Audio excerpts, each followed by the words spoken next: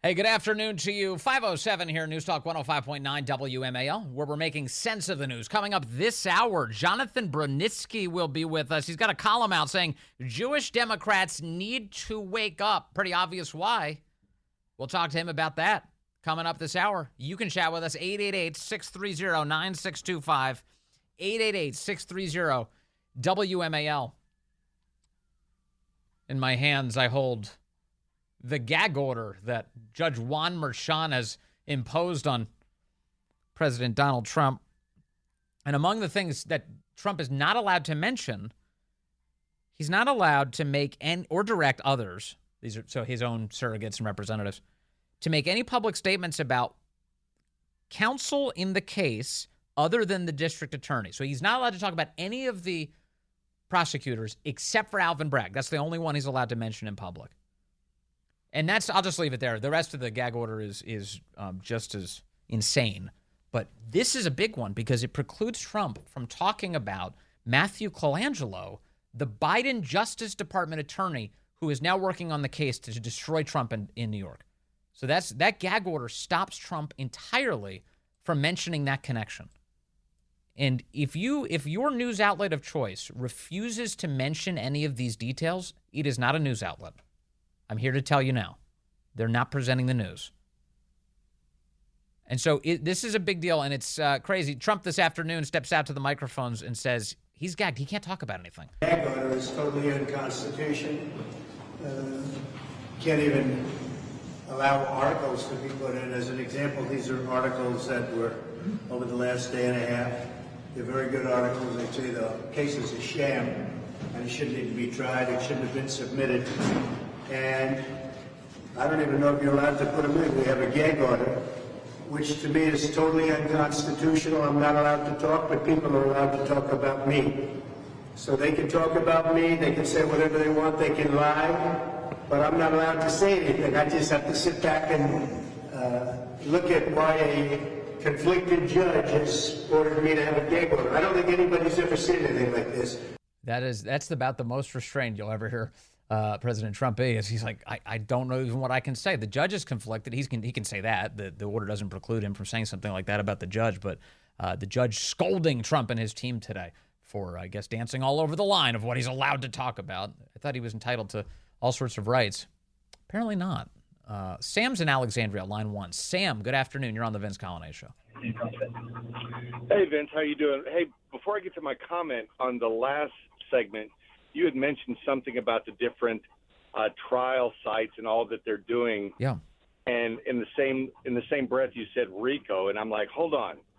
Did Vince just say that could be looked upon as a RICO because you have different venues that are coordinating together?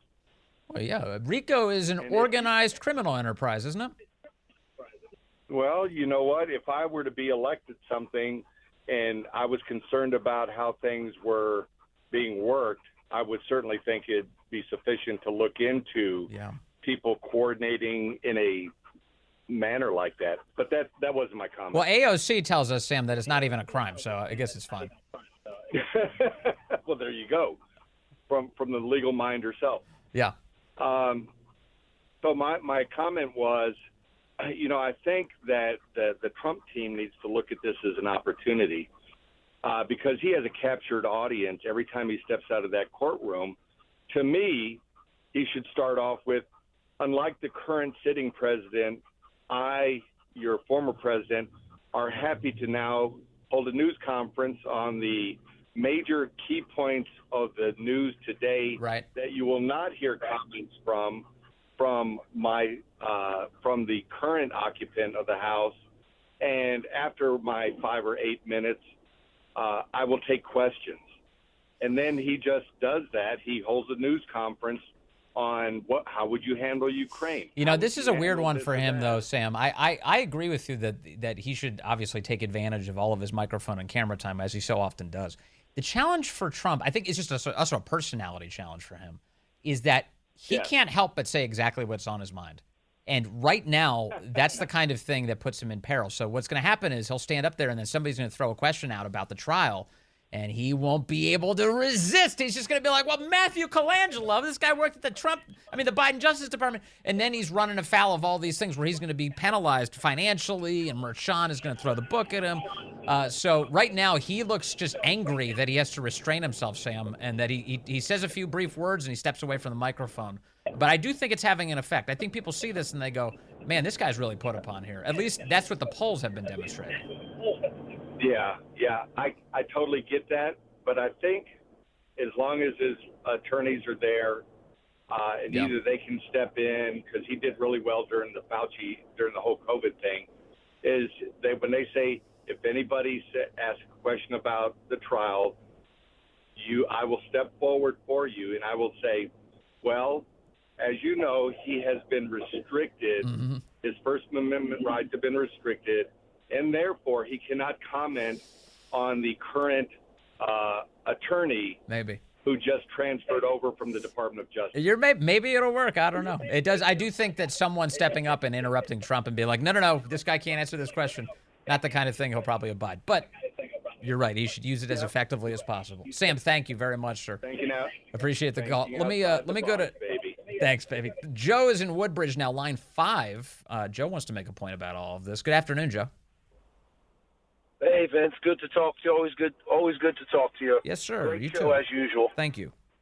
Just a couple thoughts. I had two thoughts on two of the trials, but since you brought up the gag order thing, let me pose this to you. At what point can the Supreme Court directly intervene and just make a judgment that this man, Donald Trump's civil rights, are being grossly violated on a daily basis with made-up charges designed only for him, with incredible $450 million judgments on non-crimes, bookkeeping errors. I mean, it's at the point. Can a higher authority intervene and just put an end to all this? I mean, that's a question I'm posing to you. Part of me hopes God himself steps in at some point. This is it's like totally crazy, Joe. Yeah, I agree with you. I wish there was a way that could happen. And if there is, every decent person should be stepping up to bring an end to this nonsense. Yeah, and on the trials, two in particular. One is the Stormy Daniels trial. Correct me if I'm wrong, but that whole trial is the prosecution needs to prove that Trump was. They made the bookkeeping error. The motive was to circumvent the election. In other words, they didn't want that coming out before the election. Right, that they were trying they were trying to corruptly influence the outcome of the election by depriving the American people from knowing about Stormy Daniels. That's, I think, the summary. Number one, that's impossible to prove. Number two, it wouldn't have affected my vote. And I think the more likely scenario is because it was for Mrs. Trump, So I mean, honestly, I would get Trump on the stand, let me pause you for a second, just because you broke up a little bit. But let me repeat what I think you just said. That the more likely scenario that it's in the event that this is true in any way, that the non-disclosure agreement was paid to resolve some sort of actual affair that had taken place.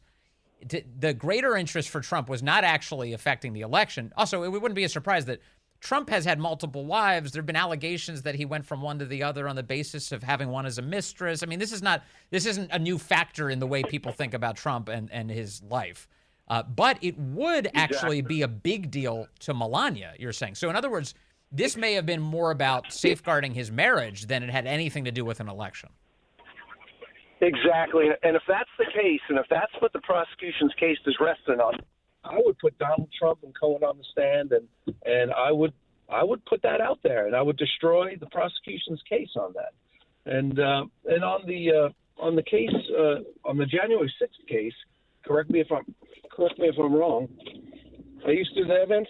Yeah, I'm here. I'm listening to you. It would actually be a big deal to Melania, you're saying. So in other words, whoa! Shut your radio off, Joe. You're on a tear, man. You're doing great. Yeah, I'm here. Keep the radio off. Okay, Go ahead, talk.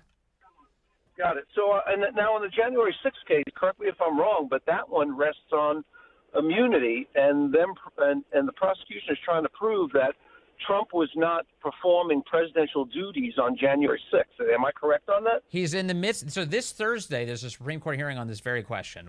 Is he entitled to any degree of presidential immunity? Because what he was up to was official actions as president of the United States. Yes. So here's my thoughts on that. My thoughts are that President Trump was receiving official legal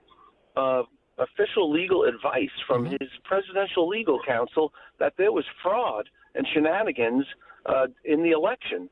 And Donald Trump, at that point, he had a duty to, even to the point of asking the vice president to maybe postpone the swearing in or Right. or whatever. Right. That is within his presidential authority. The motive was not to circumvent democracy, but to preserve democracy. Right. This And goes I to just wonder this goes to the Georgia phone call. Remember, he's on this call with this official in Georgia, and he's talking about he believes there are a number of votes that still need to be counted that would actually work to his favor. And he said, if you find those, that we win the election. So if you listen to that recording and you take him on a good faith assessment that he believes the votes exist there in Georgia and that if you just count them, we win. Then that is an entirely reasonable phone call. But the left has reinvented that into Trump told them to manufacture votes in order to steal the election. And so this is like, I've seen this news cycle a million times, just plug in different proper nouns and different factors, but it always involves creating a distorted view of what actually happened and then attacking that story rather than the actual events. Yeah, true. And the thing is, if his legal team was actually giving him this type of legal theories, that there was fraud, that team needs to testify under oath. And if that comes out, I mean, to me, it's a no-brainer. I know. Well, anything Trump said on January 6th, anything he said was within his presidential authority on investigating and preserving a fair election. Yeah, and the advice he was getting was about vetting those concerns, vetting and auditing the outcome of the election, that kind of thing. And now all of those lawyers are having their lives destroyed as we speak. In fact, we've been talking to a lot of them on this air lately. Joe, thank you. It's all smart points, and especially that detail about, to the extent that Trump may have had an interest here, certainly it would be in preserving his marriage. That seems like a big interest for most of us who are married. By the way, there was a letter, a 2018 letter that Stormy Daniels filled out claiming that she had no sexual relationship with Trump. And the Trump team's been sharing all that, too. So that seems like a relevant piece of data in all of this. John's in Spotsylvania, line 4. John, good afternoon. You're on the Vince Coglianese Show.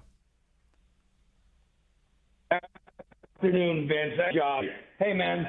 What Yes, I sir. understand, and I remember hearing about this, is there a lush fund for hush money payments inside the government for congressmen and representatives and things like that? And if that's the case, do they fall under the same kind of legal guidelines that Trump's falling under right now?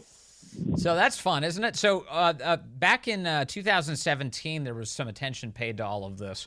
And they said for over the course of decades, there were it was in the vicinity of $17 million were paid in settlements, many of these for apparently allegations of sexual misconduct among members of Congress.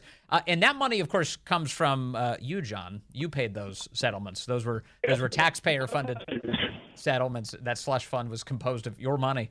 And so I guess in that way, now it's legal if you do that. If you pay off an accuser using John's money, apparently it's fine. It's totally fine. And John, why would they do that? And anytime. What, John, why would members of Congress want to pay off someone who was making an allegation against them? What would be the benefit to them of paying them off? Key story that keeps it good in the eye of the public. Oh yeah. Oh, so you can win the election, you mean? Yeah, that's right. It would influence the results of an election. John, thank you. That's an excellent point. So I'm eagerly anticipating the Biden Justice Department going after that. The Congressional Slush Fund designed to interfere in our elections. This is an embarrassment. I mean, the fact that we are actually talking about this case being presented in a New York courtroom leaves me in utter disbelief. I mean, the arguments today did in fact capture all the problems here. You know, you had this misdemeanor under state law that had run out. This is going back to related to the 2016 election. And they zapped it back into life by alleging that there was a campaign finance violation under the federal laws that doesn't exist. The Department of Justice doesn't view it this way. Yeah, the Justice Department took a pass on it, although they sent one of their goons to join Alvin Bragg's case in New York. Mike is in Sunshine, line 4. Mike, you're on the Vince Coglianese Show. Vince, thanks for taking my call. I've heard some legal analysis on this, and a campaign finance expense is an expense that can be only for a campaign. So travel time, travel expenses, airtime, making posters, etc. How can a fee associated with a non-disclosure agreement be something only for a campaign? It's not. And so this case is what we know it is, lawfare. Sure, and Trump would have an easy case of saying he's not guilty beyond a reasonable doubt because there's like 6 million other reasons he might have a non-disclosure agreement that don't involve campaigns at all. Correct. The Federal Elections Commission declined to prosecute this because it doesn't meet the definition of a campaign finance expense. Yeah, it's flimsy. Thanks, Mike. Yeah, and as Jonathan Turley points out today, I'll play another Turley clip for you. But also keep in mind, this is what Hillary Clinton's people did. You know, remember when they funded the Steele dossier, which they denied to reporters, they put it as a legal expense. And they spent campaign money to do it. Hillary would never waste her own money on something like this. She just uses, what some sucker of a Democrat gave to her. I'll just use that person's money. And then we'll make something up about Trump. That's the only way to win. What? I don't have a positive case to offer the American people. Stay with us. Jonathan Bronitsky will be with us in a moment. Jewish Democrats need to wake up, he says. He'll explain his case.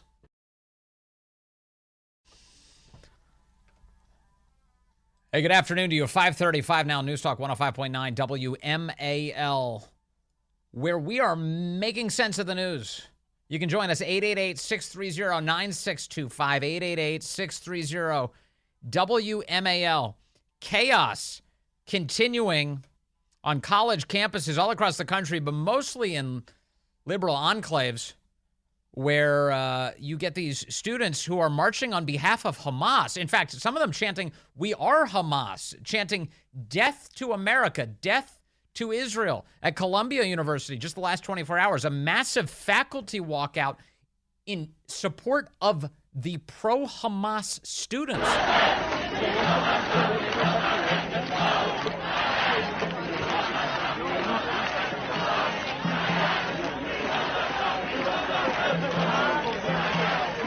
The chaos at Columbia is so pronounced, they have moved all of their classes online for the rest of the year, the New York Post reports. They face calls for tuition refunds now from the students who are being kicked out of their in-person classes. And that's not the only institution. It's happening all over the place. Let's talk to Jonathan Bronitsky now. He's a co-founder and CEO of Athos Public Relations. And he's got a brand new column in the Jewish News Syndicate called Jewish Democrats Wake Up. Jonathan, good to have you with us. Thank you. Hey, Vince. Thanks for having me on.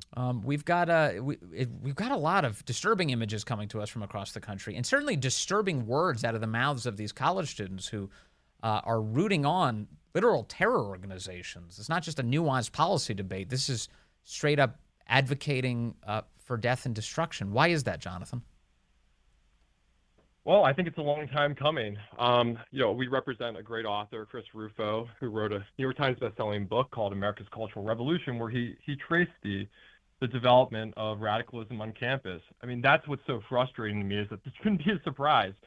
Our institutions of higher learning have been corrupted for decades, right? Things like this, revolutions, don't necessarily always happen overnight. There has to be some intellectual grounding or founding.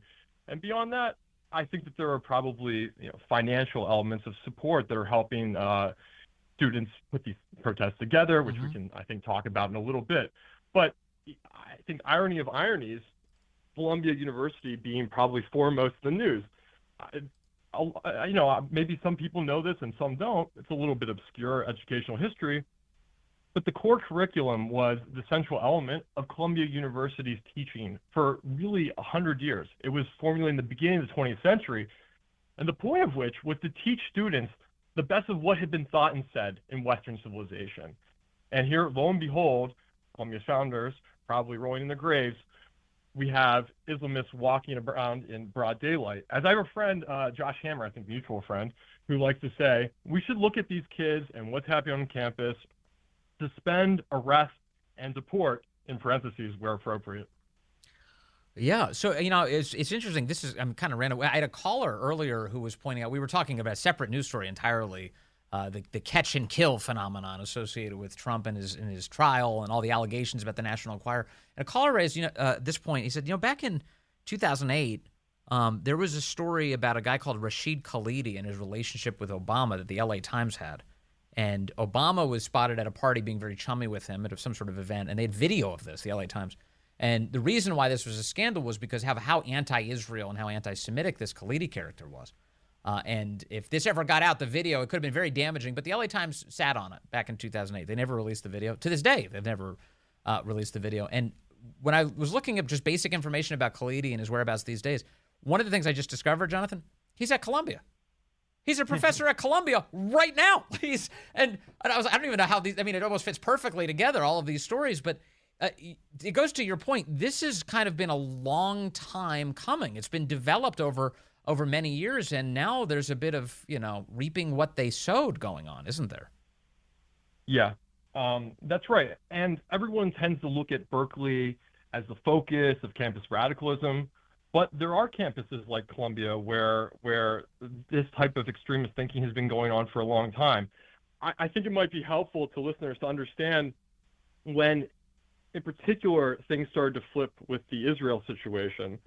Much of the left was actually supportive of the Jewish state from its inception. Now, remember, it was sort of a socialist worker state. That's how it was founded. And then 1967 occurs, which is the Six-Day War.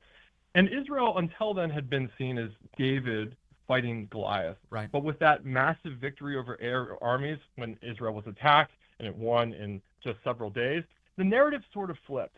And Israel started to be seen by the academic left, which is the thought center, of course, of our culture, as actually being more of a Goliath. And that continued with the 1973 war and so on. But in the late 60s, there were a bunch of thinkers running around with massive influence, like Foucault and Derrida. What's important to know about them is that they're postmodernist thinkers, right? There is no objective truth or reality. Right. But these celebrity left-wing academics really started to go after Israel, the United States, quote, Western imperialist nations. And I think that's when the United States and Israel together started to lose, you could say, the PR battle on academic campuses. Well, it's an extension. It seems like, as you mentioned, the postmodernists, the Marxists, of their animosity for and desire for destruction of Western civilization. That Israel is just seen as a branch of Western civilization. It's why they can so easily chant "Death to America" and "Death to Israel" in the same breath. We're hearing these chants in Michigan, in Chicago, and now on college campuses. So casually being done. And you write this week that it's time for Jewish Democrats to wake up. First of all, do you think that that's happening at all? And what's the message that you're sending to them?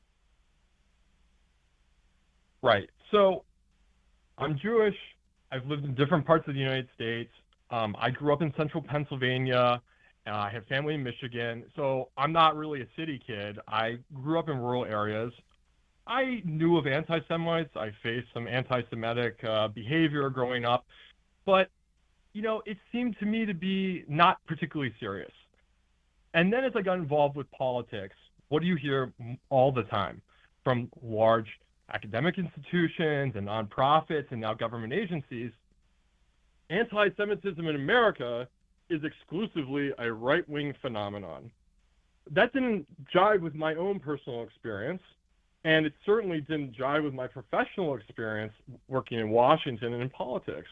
So the point of this piece was that I say, yes, are there right-wing anti-Semites? Sure. But I think they're largely kooks and grifters Whereas left-wing anti-Semites are college professors, newspaper editors, Hollywood stars, and a growing number of members of Congress. They have power and cultural influence, and they're decisively shaping the future of America. So your point's really well taken. I'm sorry, just to pause on it for a moment. The Tiki Torch kooks are not in charge of anything, but all of these like Columbia students and all of the people who were previously Columbia students are either going to be or already are calling the shots at some of our biggest institutions, and their heads are full of this poison. Right. I saw some comments on social media, a few, haters saying like, oh, they're college kids. What does that matter? What does it matter? These are kids at the most prestigious universities in America, and you better be sure that they're going to be hired. I mean, some of them at major corporations. They might be working in HR or legal. So, yeah, I mean, we have to be concerned. They're the future of the country. But really, like, the point of the piece is just numerically speaking, there are hundreds of thousands of people marching in these protests in the United States, not to mention abroad. People abroad, I hope, are not voting in elections. But I was pointing out that these hundreds of thousands of people are likely not registered Republicans, and they're not voting for Trump, right? So this completely contradicts the narrative that's being pushed by major cultural institutions, namely the corporate media. Yeah. And more important, honestly, than just scoring political points, is stopping anti-Semitism, Jew hatred, and hatred of our country. We all have very limited resources. And if we're going to tackle the phenomenon of anti-Semitism specifically, we better understand who's actually perpetuating it. Is it uncomfortable to Jewish Democrats that it happens to be on the left today? Yeah, but that's where it is, and that's where we have to focus our efforts. After the testimony before Congress of a number of the top college presidents, Harvard's Claudine Gay among them, and Liz McGill at the University of Pennsylvania, you had a number of them who have now lost their jobs because they were testifying. They were just giving the most ridiculous answers before Congress about the anti-Semitism that's taking hold on their campuses. And they were chased out.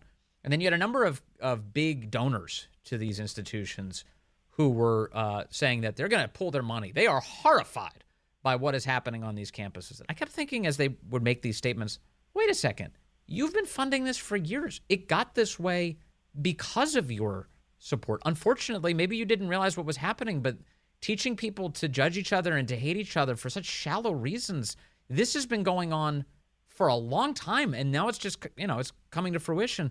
Do you think, like those donors, do you think more and more people are waking up to this who've kind of had their eyes closed to it? Right. I would say better late than never that major donors are waking up. Yes, there is this history of how we got here. This didn't happen overnight, as we discussed before. Yeah. I think that the left support for multiculturalism opened the door for this sort of extreme relativism. But the people that were supporting these universities 20 years ago and are today, the kids that are there today who are suffering as a result of this, I mean, they weren't in school 20 years ago. Okay, so going back to the point, Jewish Democrats in particular, are they waking up? Yeah, I think some of them are. Now, I hear people say, well, hopefully, they start to support, the conservative movement. I think that's never going to happen. I don't think we'd want that. Sure, I want Jewish Democrats to vote Republican because I want to win politically. But I don't want them to, change parties and vote Republican because we might not necessarily agree on the rest of the issues. But yeah, of course, I do think that there are lots and lots of Jewish Americans on the left who are waking up, especially those who have kids on campus. I mean, there is one thing, about, I think, the Jewish American people is that they consider meritocracy to be an essential characteristic of America. So for all the other things that I believe that they get wrong, this is something that they have a core attachment to. And I think that's probably at the root of waking them up, not just, the physical dangers of their kids, but, this principle of working hard to get ahead. And when college campuses and other, institutions start to buy into things like DEI that put people who are not deserving of their role forward, I think that also is rubbing a lot of Jewish Americans the wrong way. So yes, I mean, I'm hopeful, but whether it's going to translate into political action, I, unlike others, remain skeptical. Do Jewish Democrats have an attachment to Israel? Do they? Is it the kind of thing? Is it politically motivating to them? Yeah, I mean, some of them do. Not all have been to Israel, of course. And I think some of them have a romanticized vision of Israel, like we discussed earlier in the segment, right? The sort of socialist worker state of Israel. By the way, Israel didn't have a conservative prime minister up until the 70s. It was the state was almost monopolized by political left. So, but where I think people get this, let me just say, people often ask me, why do Jews vote Democrat? Because the Democratic Party hasn't been especially supportive of Israel. Well, there's more to being a Jewish American than just being interested in Israel, of course. Right. But so really to answer the question, it's because in many ways Jewish Americans are not substantively Jewish. Just loving Israel or being interested in its defense won't make you vote conservative. I mean, what substantively Jewish means, it can be debated, but it's like actually knowing something about Torah, observing the tradition, observing the commandments, davening, praying at least more than twice a year other than Rosh Hashanah and Yom Kippur, which are the high holidays, of course. So I think that's what a lot of people don't understand who are sort of outside the faith. They get confused, but they have to understand that there's more to being Jewish than just Israel, and most Jewish Democrats, fortunately, are not more than that. Is it fascinating and important for the election, too? And obviously, the White House is thinking a lot about this, but they seem to be on the side of not alienating the anti-Jewish sentiment. All of these latest actions by the Biden administration, Jonathan Bronitsky, seem tailored, including Biden this week equivocating on who the bad guys are in this conversation. It all seems to be about Michigan and sucking up to Dearborn. Right. Well, I mean, numerically, there aren't that many Jews in this country, right? So I think, unfortunately, we're vastly outnumbered. You turn on a TV and you see what's happening on cities and on campus. Yeah. And that's a strong visual element. And, of course, you're thinking, wow, I mean, these are activists, too, right? They're a core part of getting people out. And you best not upset them or you're going to have a real problem at the polls. I mean, look, it is disgusting because what's happening is anti-American. It's just so egregiously outside the conventions of what makes our country great. I know.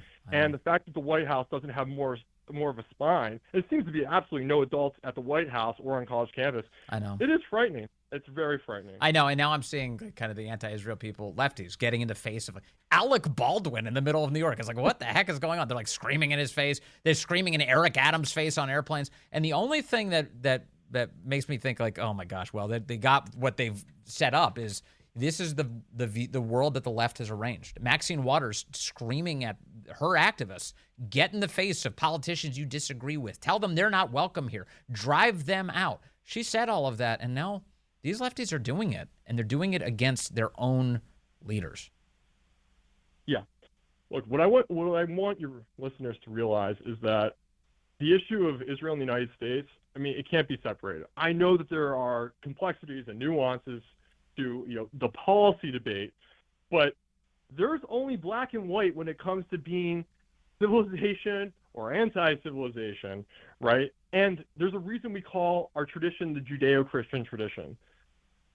America was built by people who firmly believe in the Hebrew Bible and its lessons, and it was woven into so many elements of our culture. And I'm not trying to make this at all into something like, oh, you have to be supportive of Bibi and the government. Sure. But like, I think in the larger macro historical perspective, like, there's a reason that the radical left goes after Jews. They are, in their eyes, the low-hanging fruit, and they are the annoying sort of remnant of our civilizational culture. And if Jews were to be eliminated, to pull out and destroy the foundation, I think that would be seen as a big victory. So It's no mistake they're picking on Jews. And it happens all the time. If you have any respect for faith, tradition, natural law, you're gonna have the sights set on you as well. And that's clearly happening here. Jonathan, thank you very much. Jonathan Bronitsky, good to talk to you today, sir. We got to keep digging into all these guys who are trying to take Trump down. You know this Matthew Colangelo who's working on Alvin Bragg's team? Do you know that he also led a multi-state coalition to stop Trump and the census from asking about citizenship? You remember that? Colangelo. The same guy. He just keeps popping up. Huh. What's going on? We'll keep asking. We'll keep bringing the answers here on WMAL.